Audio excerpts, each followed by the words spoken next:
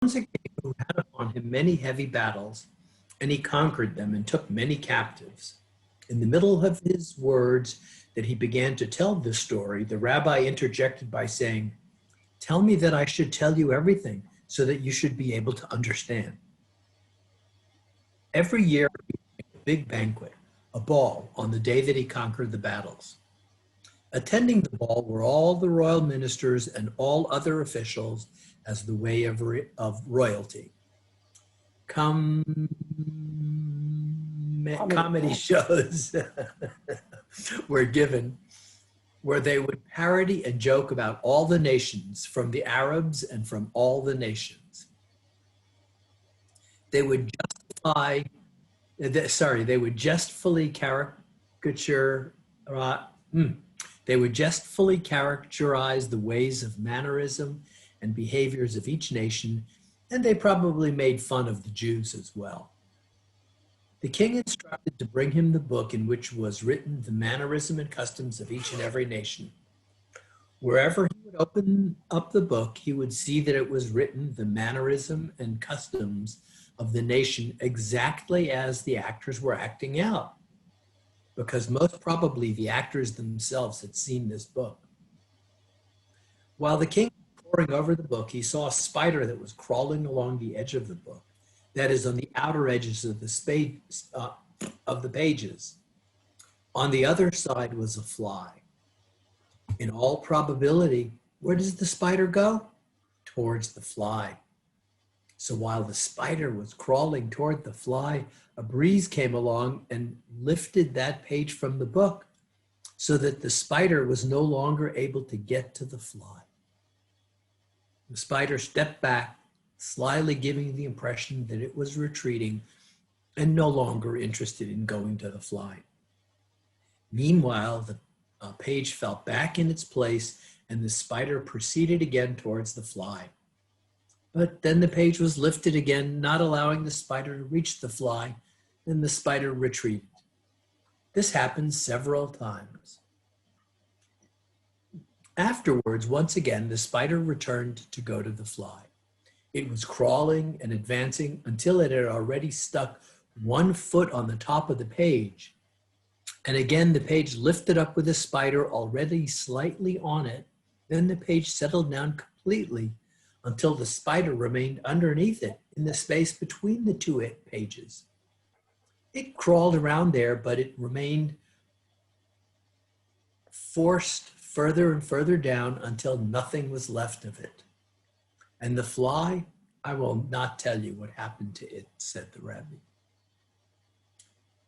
The king, who had been watching all of this with amazement, he understood that this is no idle incident.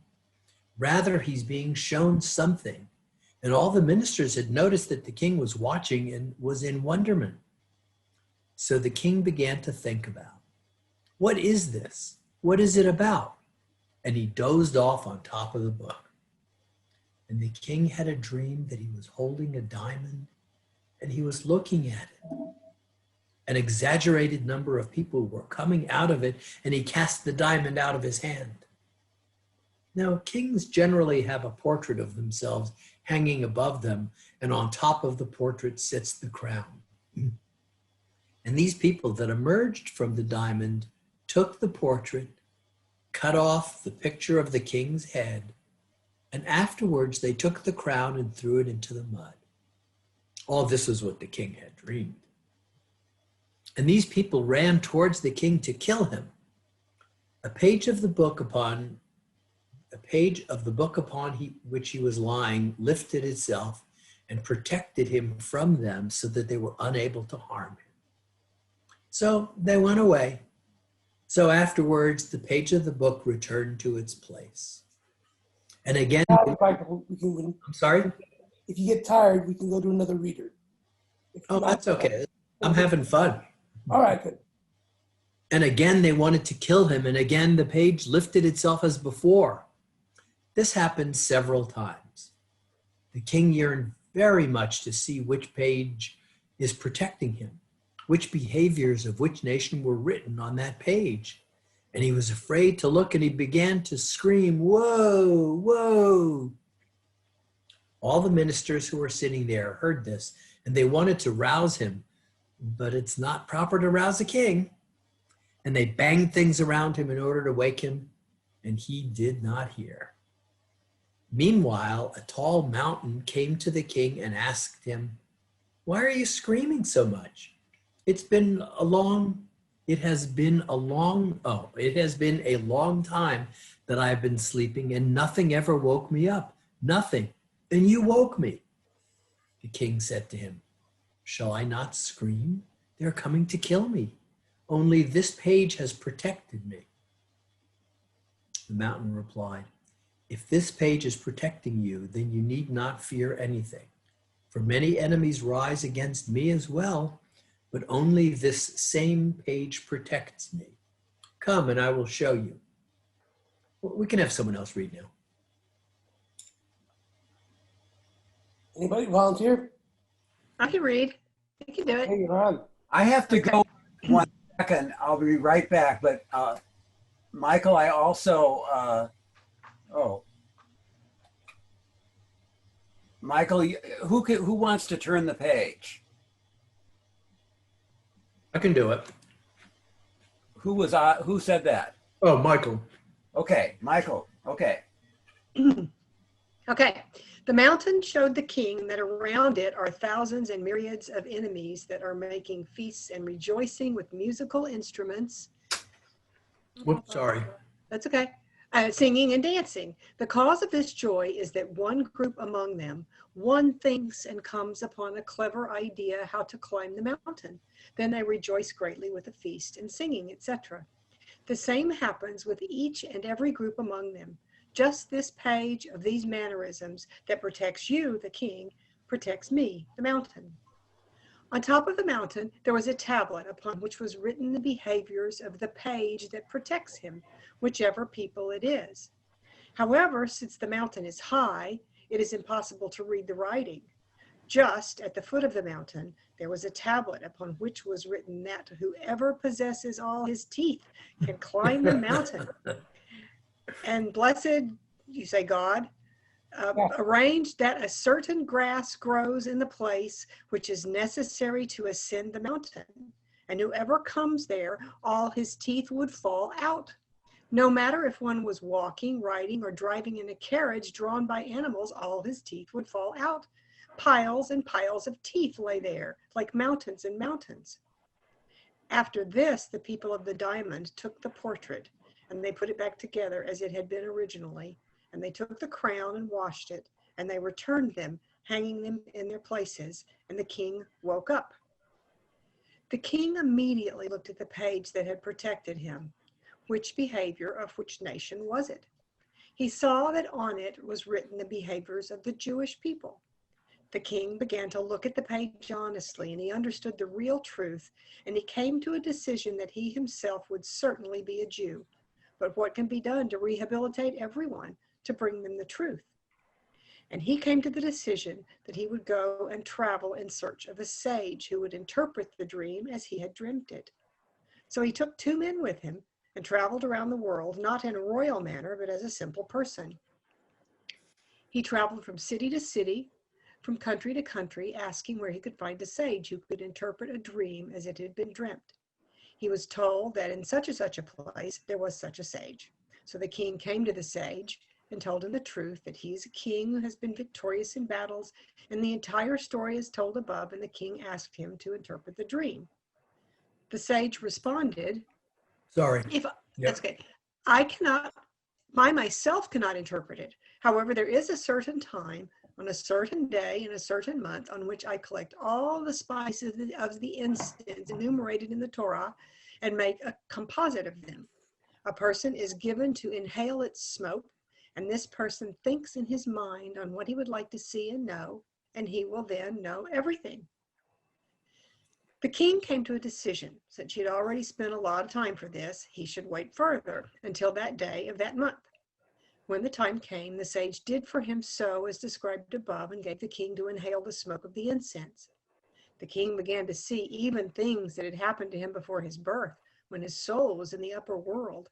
He saw that his soul was being taken through all the worlds and announcing and asking, "Whoever has any accusation against this soul, let him come forward."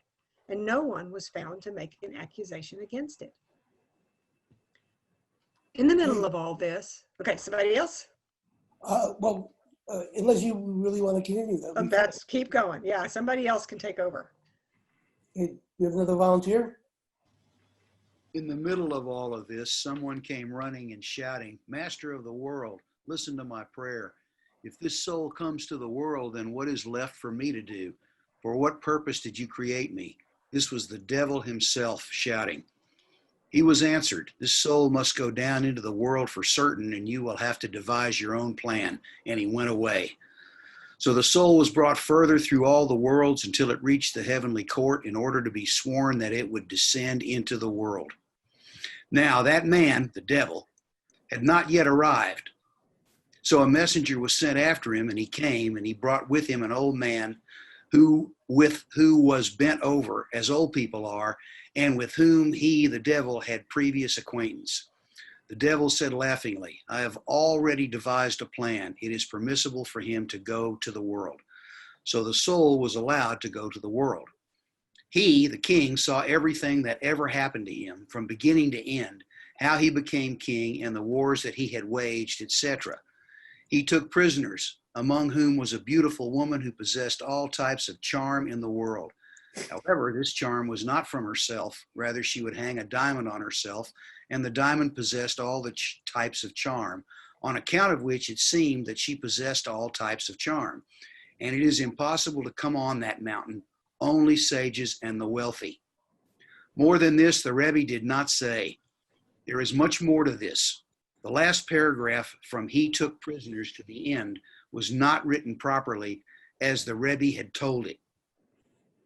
A psalm of David when he fled, "O God, how great are my troubles, many rise against me. But you, O God, protect me. You are my glory and he who raises my head.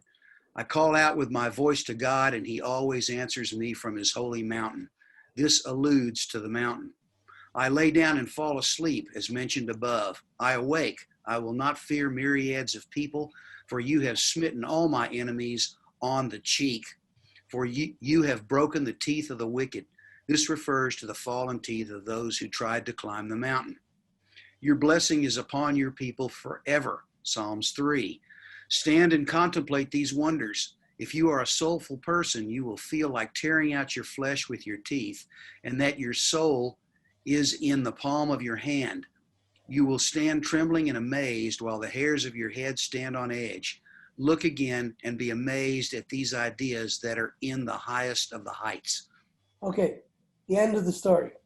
All right, so this is a complicated little story, but it may not be quite as complicated as it appears to be. I mean, so let's go back to the beginning of the story. And it starts in a kind of conventional way. There was once a king who had upon him many battles. This sounds like the beginning of almost any kind of fairy tale or folk tale and so forth. So we have some nameless king we start with, and he's successful as kings go, right? How do we know that he's a successful king, or a powerful and an effective sort of king? Well, he won a lot of battles. He won a lot of battles, right? Yeah. Still alive. Sorry, say again, please. He's still alive. He had heavy battles and he's still alive. Yeah. So he has some things that would mark him to other people as being powerful and successful in his duties as a king. But in particular, what is it that is taken to be the main job of the king? There are battles to fight, and his job as king is to win these battles. For whom, do you think? To protect his subjects. Yeah, sure.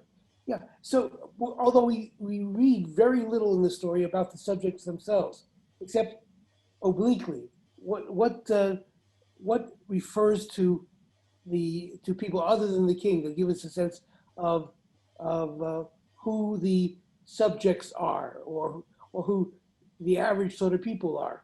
Well, they attended the ball, the royal ministers and all other officials. Right. But these are also people who are, they're ministers and so forth. They're kind of not average people, right? They're subjects, yes, but not average folks. Where might we see something like who it is that are the hoi polloi? Let's put it that way. Well, the people who go to the White House. The people who do what? Sorry. Go to the White House. The White House. Okay. All right. Fair enough. All right. So there actually is an interesting parallel here. You know, one of the things that Andrew Jackson started at the White House was the Great Ball of Cheese Day. You have a gigantic block or ball of cheese, and any person could come and take a chunk of the cheese and bring it back home with them or whatever. So there, in those days, the idea of the president or king, if you like, being so elevated and separated from the average person was something that people even thought was not really all that great an idea, that they should be closer together. So we have this sense that this king, who is powerful and successful in battle, militarily discharges the role of being a king. He does some things that are meant to sort of bridge the gap. Every year he would make a banquet, a ball in which that day he conquered the battles. Or so we say the ministers and other officials as a way of royalty. And they would have shows. Now, these what do you think the nature of these shows are? Making fun of the conquered people. Say again, Phil? Making fun of the conquered people. Yeah, he's making fun of somebody. We know they're comedies of some Making sort. fun of other people, it says. It justly characterize the ways of mannerism and behaviors of each nation. Right. They probably made fun of Jews as well. Right. So that's typically what we do with humor, is we make fun of other people. Well, we often do, yes. There is the self-deprecating humor, but even so, you're right. In general, we make fun of the foibles or the as they mentioned here, the mannerisms of other peoples. Now, these are not just other individuals. These are other nations, other peoples, in the sense of capital P, peoples. Okay, so all of the different nations of the world, the rabbis would say, the umot ha'olam, the nations of the world, they are all included within this particular event. And their mannerisms, now you have to sort of figure out what it means by mannerisms. Maybe it's nothing more than just their customs or their speech or what have you. But mannerism has a certain kind of connotation to it. What do you think a mannerism is? How would you define a mannerism? It's how they behave. Yes, but a mannerism has a kind of a echo or reverberation about it. If you were to say that somebody is highly mannered, for example, what would that mean? How they behave, that they behave properly. Yeah, the operative word, I think I agree with you, is properly. That manners are about proper behavior. They're not just neutral descriptions. If you are talking about some individual or group who demonstrates manners, you're saying that there's some kind of larger system apart from the individual characteristic of the person involved, which are sort of approved behaviors. Okay, in society approves these sort of behaviors. Could So, could this possibly be an allusion to other religions? The I think religions it of the could previous? Yeah, I think that the other peoples, the other groups, could be religious groups. They could be national groups. There's all sorts of possibilities along these lines. So all of these different divisions among nations are being referred to here. Now, so let me get at this question of mannerism a little bit more. If we're talking about your character or a person's character, is that consistent? Is that coherent with a mannerism? We're looking at ourselves or at other people, saying, how do we evaluate? How do we see? How do we judge? How do we understand a certain behavior? Does that fit with what we might call a manner?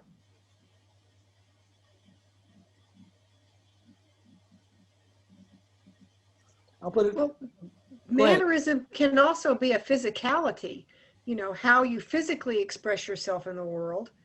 So part of your manner is not only how you speak, but it's your vocal inflections, or it's your way that your body moves. And those can be those can be parodied very easily and sometimes cruelly. They can be. But are they personal? I'll put it that way. Are they personal? Are they idiosyncratic to you?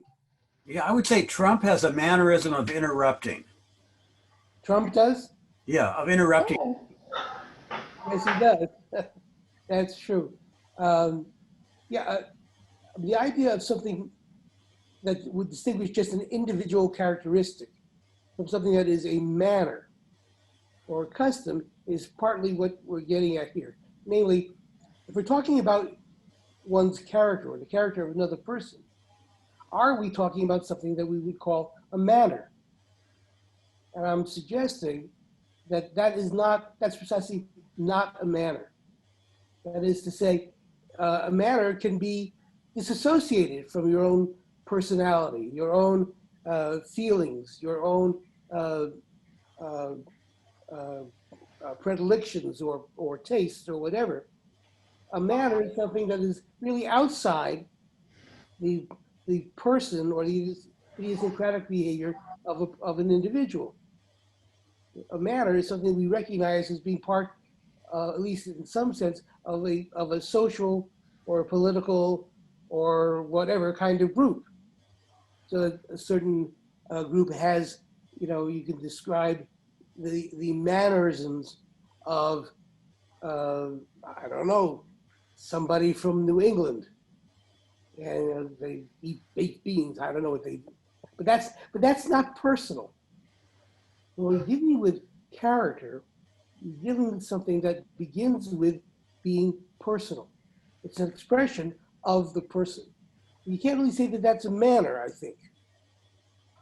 Now, so let's look at this question of trying to figure out how to develop one's character.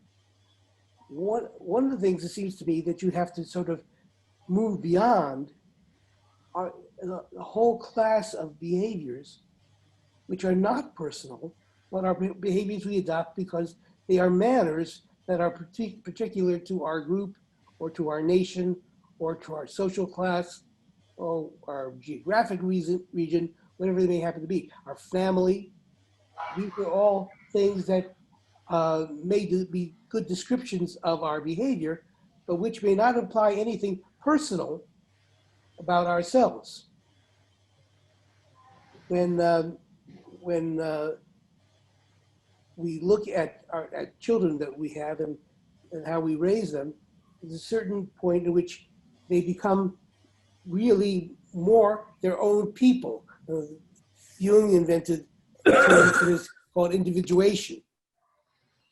And there is a struggle between the individual and his or her parents or family or what have you, to create some separation which allows you to describe what that person themselves are doing, as opposed to a reflection of the group that they belong to, or the people that they belong to, or family, or what have you. Yeah. So when we're dealing with character development, one of the things that we are trying to do is to make a distinction, to isolate those things which are not personal, which we do because they derive from some group or association that we have, and who we are ourselves, who we are in ourselves. So there, sort of in line with what we were talking about in the last story we did, there is a need to somehow get beyond or behind or underneath, whatever you want to call it, the mannered or the socially acceptable or the culturally acceptable behavior, which may not reflect anything about us ourselves as individuals. Now, So Kerry, are you sort of saying that as we work on ourselves and want to moderate a particular form of behavior that isn't very productive, we need to sort of distinguish between the characteristics that we've adopted as we've developed from those which might be more inherent or innate that we might want to foster. that's exactly what I'm saying, Michael. Yeah, I mean, one of the things that stymies us in trying to understand who we truly are, or how we want to change, if we want to change, or what are signs of growth, is to get beyond those behaviors, which we might use the word as affectations. They are things that we adopt because they're part of a society or a culture that we belong to, and which have their own meaning in that sphere, but are not personal. They don't express who we are. They express how we are connected to this other larger sort of group. And that's a stumbling block, Michael, because you can't really grow in a personal sort of way if you were dealing with these surface sorts of behaviors, even if they're very important, but which are not expressions of ourselves. Does that make sense? Yes. Give an example. Sure. Okay, here's an example.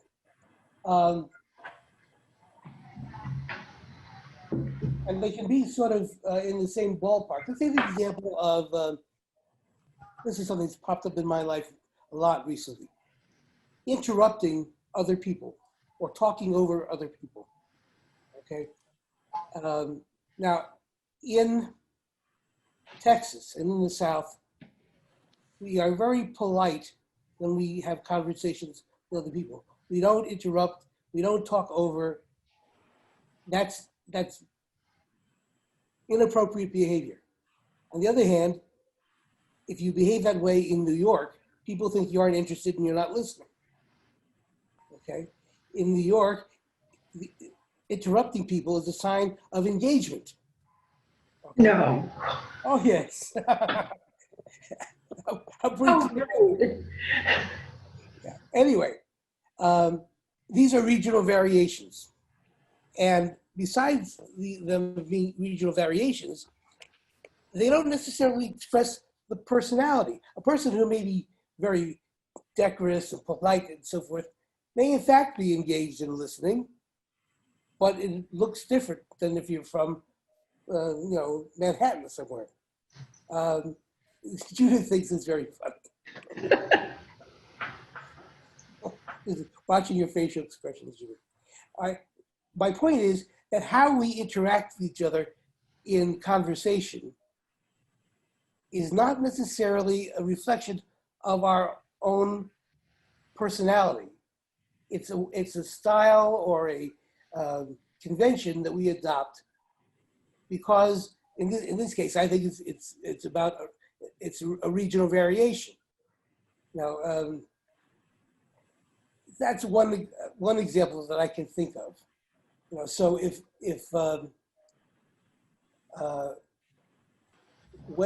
however you want to look at it, whether you buy my idea that this is a regional variation or not. Well, so Kerry, I'm interrupting, by the way. Yes, you are. That's fine.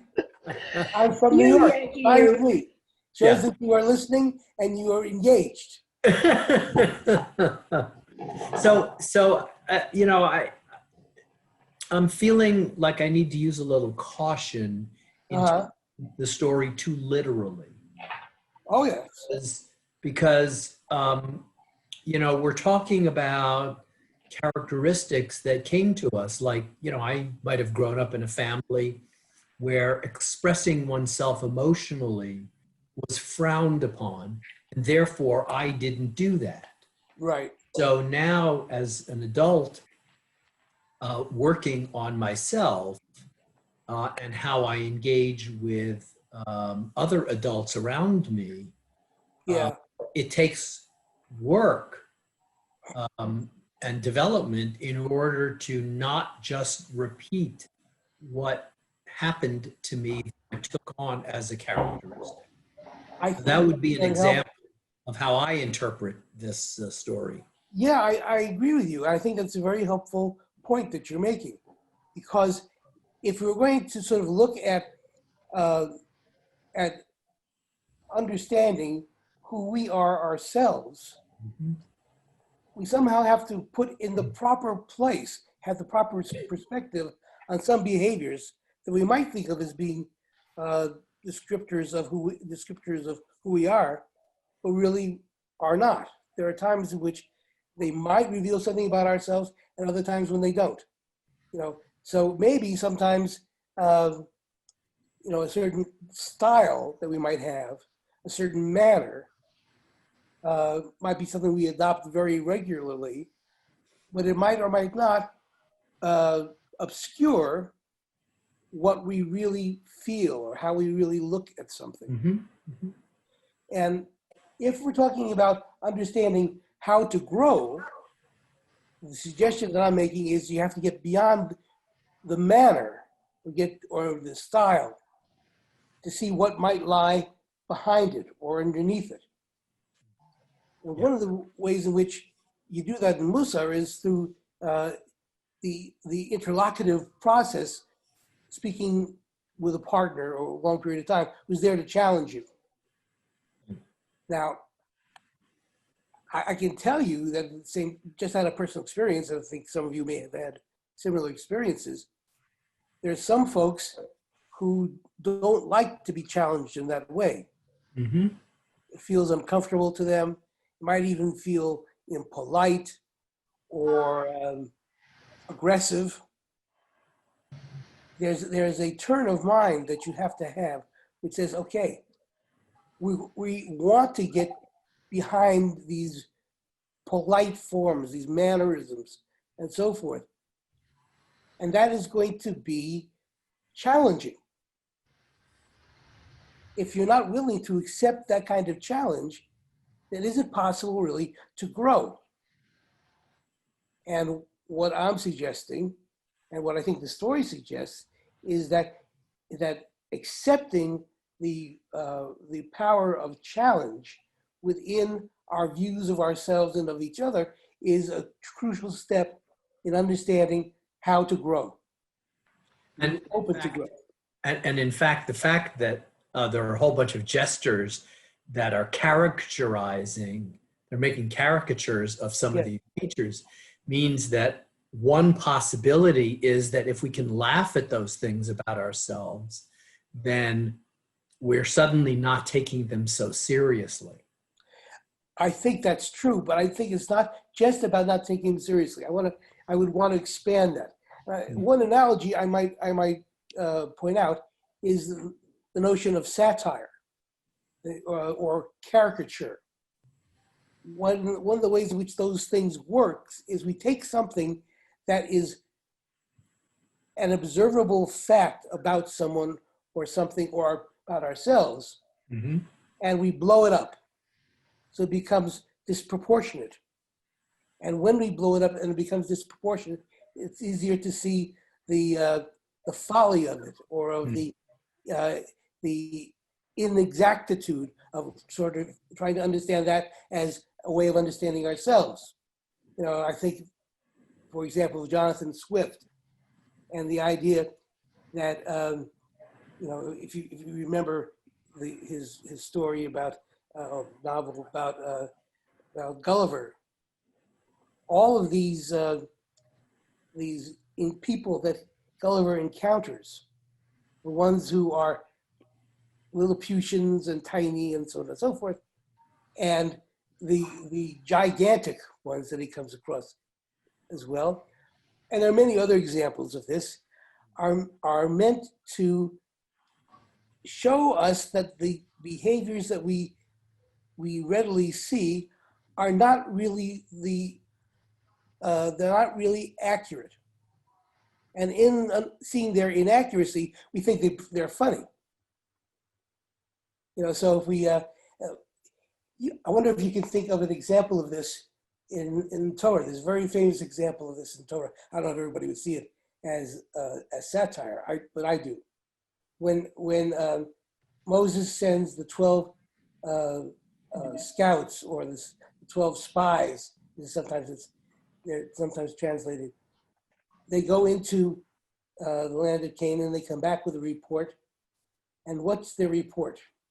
Anybody remember? They're giants. Sorry? The people there, people in the land are giants. Giants is one, and goes on beyond that, Phil. Can you think of what else they say? We were like little insects. We were like little creatures in their eyes. And so we appeared to ourselves. Mm-hmm. Okay. So now, I don't know how you understand that, except as an example of satire or of caricature. The text, I think, is very literally sophisticated in pointing out how ridiculous the report of these scouts was. You know, it's not a report to say that we felt like little insects. It's an interesting impression, but it doesn't fulfill the purpose of sending the scouts into the land of Canaan, which is all military and, you know, what kind of cities do they have and what kind of fortifications and so on and so forth. It's not anything like a report that would help the Israelites be effective in taking over the land. The scouts had a motive in existence, Yes. because they wanted to protect themselves. So they wanted to make the story that it seemed so bad. Like just telling the straight facts sometimes doesn't do it.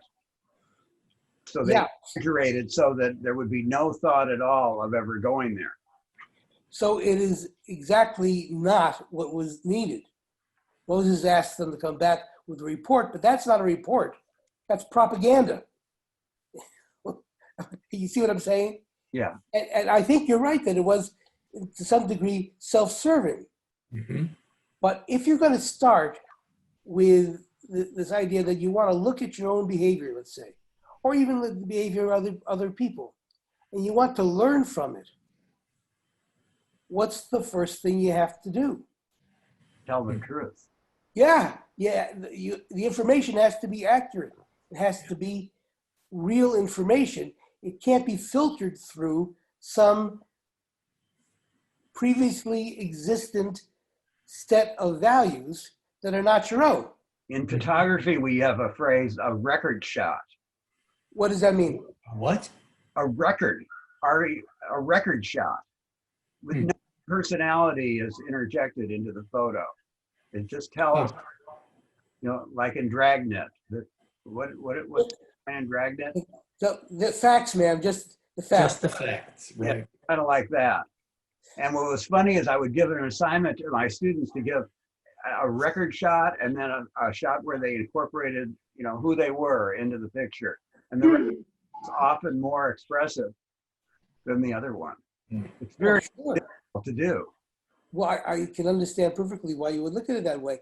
Yeah. So, if we look at our own behavior, let's say, before we even get into this dialectic with another person, and some event has happened in our lives that poses some challenge or difficulty or conundrum, whatever it is. If we don't look at it sort of nakedly, straightforwardly, but through some pre-existing set of criteria that don't emerge from the situation itself or from ourselves itself, we're not going to get good information. All we're going to be doing is manipulating our prejudices, not just prejudices in the sense of moral or political prejudice, but our points of view. So we have, I don't put a lot of reliance in this stuff. I don't want anybody to think I'm some sort of crazy person. But at one time in my life, I did a lot of work with EST, and they have a notion of, Opera? trying to turn off this phone. You're getting a message from outer space. Outer space. Really Yeah. Very important. Woo! Halloween is coming.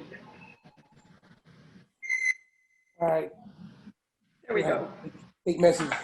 See, I picked that because I didn't want to be in those situations, so all of us have been one time or another, where you have a signal call, whatever's coming in, and it sounds just like the one that 5 or 10 other people in the same room have, and everybody's looking at their phone. Nobody knows who's being called. So nobody else has this ring. I don't know. It's an Apple ring, but whatever. All right, so at a certain point, you have to be able to say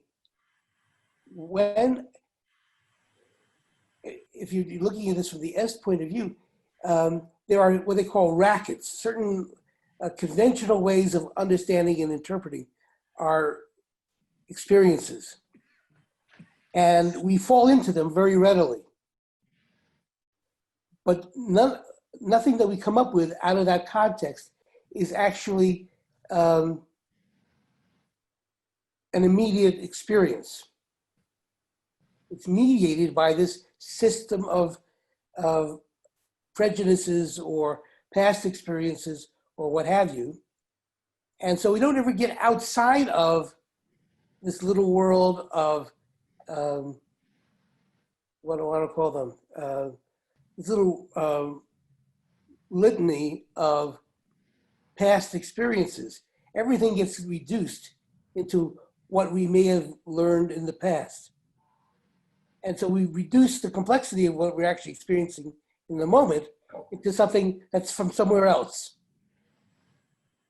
So what exactly are we learning when we examine that? We're learning exactly nothing. All we're doing is understanding what has already happened in a different context. Am I being clear? No, I didn't quite understand. Okay, let me try again. Let's say that we grow up, and in our families we are used to everybody in the family being active and having a sport that they do, and when something comes up that is not related to physical activity or sports, we make an analogy to the world of physical activity or sports because that's our frame of reference. Okay? Are we apt to find what is actually taking place in this other event? Or are we going to be reducing it into some simpler form or other form that fits a paradigm from some other place or other situation? The answer is we're going to, in order to make it this new experience fit the old paradigm, we're going to have to lop off parts of it that don't fit. We do that all the time. Yeah. And when we do that, we are not making progress in really understanding what's happening to us or what our experience means. We're just sort of wedging it into something, some other way of seeing things. Let me give you another example. Before the heliocentric view of the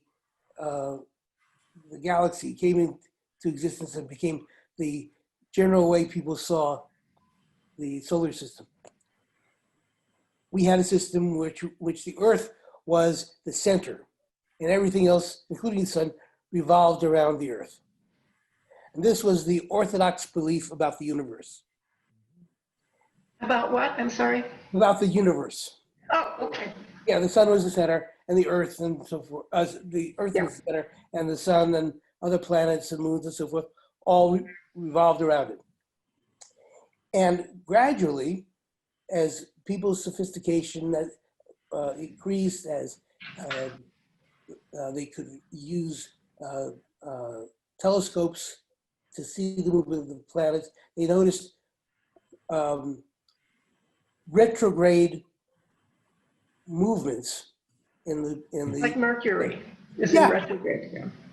good example, but they were not willing to give up the system of understanding how the planets and so forth were arranged.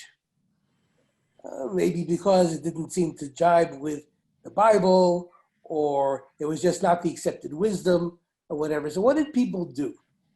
They didn't run out and say, logically, oh, we need to have a different view of how the universe is organized because this one doesn't fit.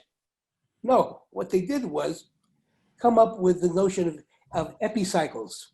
Epicycles were little revolutions of the different heavenly bodies within these larger revolutions, which were supposed to account for the discrepancies between what was observed and what was predicted based on the old model.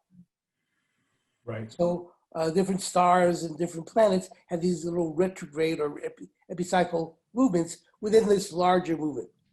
But that makes sort of like the workings of a clock with all the gears going around. And Well, if it would be like the movement of the gears of a clock, if every time you got the wrong time, the face of the clock showed the wrong time, you came up with another explanation for why the clock didn't predict the right time. People who have conspiracy theories do this. I mean, Yes, it's very similar to a conspiracy theory, isn't it? I think it is. I think that's a good analogy.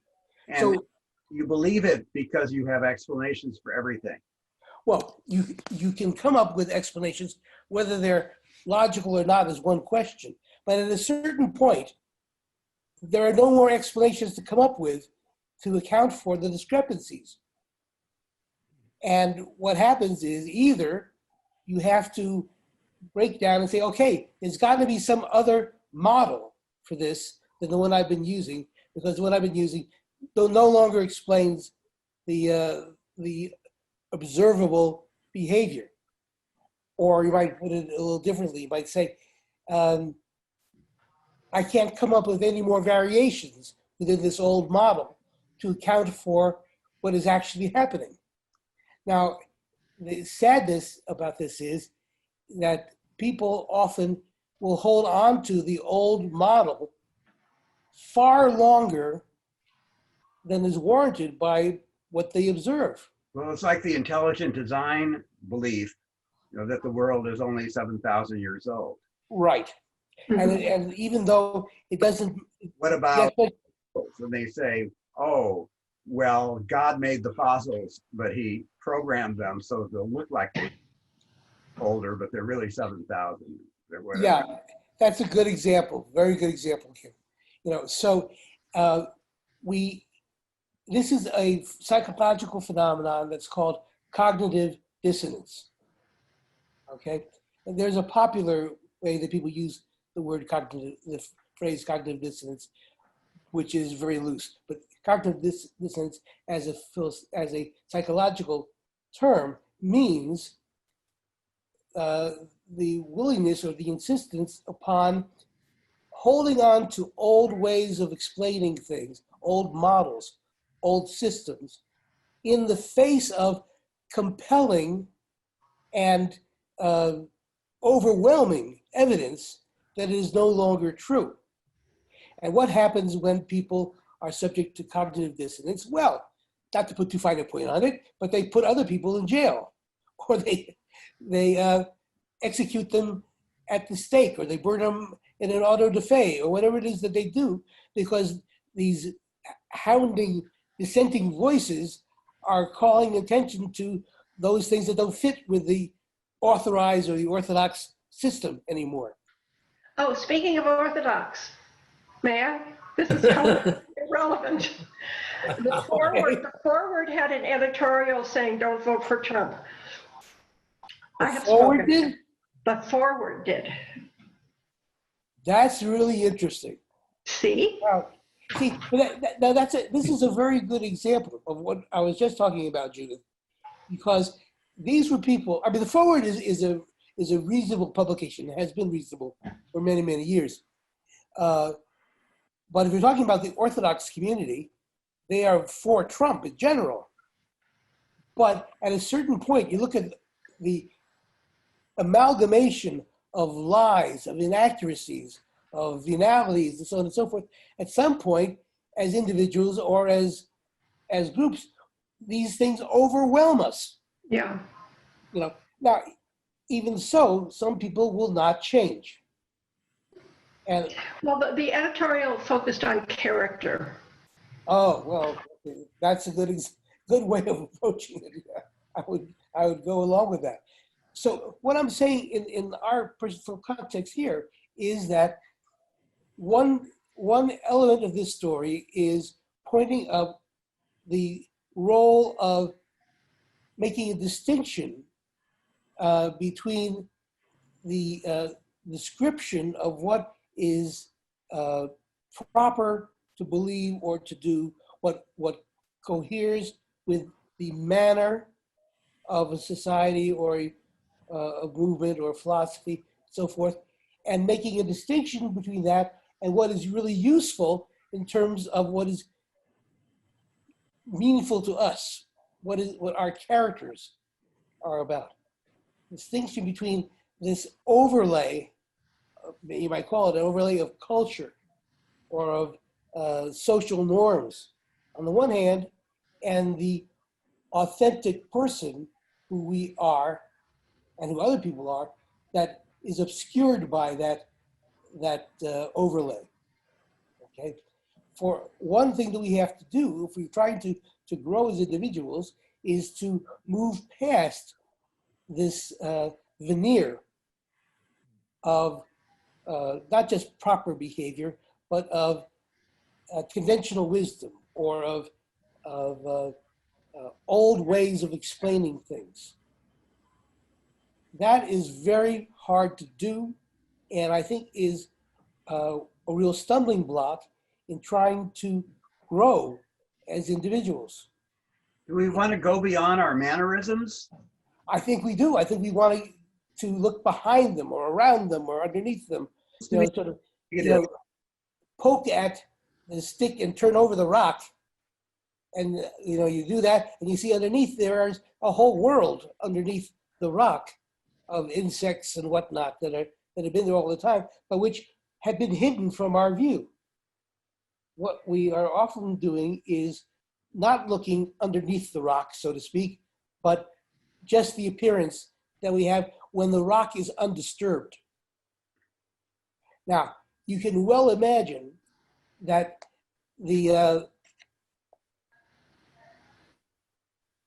this disturbance that's required to see what's under the rock is upsetting to many people. We try to push away from it. It makes us uncomfortable. It makes us see things that we would rather we didn't have to see. but that's the, you might say, is the essence or the crucial turn in moving into a real mode of self-examination, which we have to do in order to grow. Now, and the truth is, sadly, maybe not sadly, maybe it's just the way it is. It's not possible to come to this realization once and make this change, and then that's it. Now we're off on a new path. The truth is that this is not easy to do, and we backslide, and we move back and forth between one point of view and another, and we slip into the old way of thinking from time to time, and to remain on a truly valuable course in order to facilitate our self growth requires a certain continuing vigilance on our part, which is, I think, one of the most difficult parts of it. You can read about the 52 midot in Mussar and say, okay, I understand what this midah means, what that midah means, but that doesn't stop us from moving back and forth and sometimes not seeing when we're operating in the old mode. That's why if you think of it as a spiral, it helps because you look at it slightly differently each time you go around, and finally you can back up and be a witness, and you get out of it, but it's hard. I think that's a very good analogy, Judith. I appreciate that. I hate to say it because we're really sort of hitting our stride here at the moment, but it is now 1 o'clock. Yeah. And we have to stop. But if this story seems interesting to all of you, we'll continue with it next time, and then move on to some of these other stories at the. Sounds great. Thanks. Okay with everybody? All right. Thank you, everybody. Can I Bye. Everybody. be frivolous? Kerry, if you had my background, would you disappear? I'm sorry, what? Nothing. It was very silly. Your shirt is the same color as my wall. And so I said, It is, you're right. Would you disappear? I would disappear, you're right. Okay. Oh, that's really scary, Judith.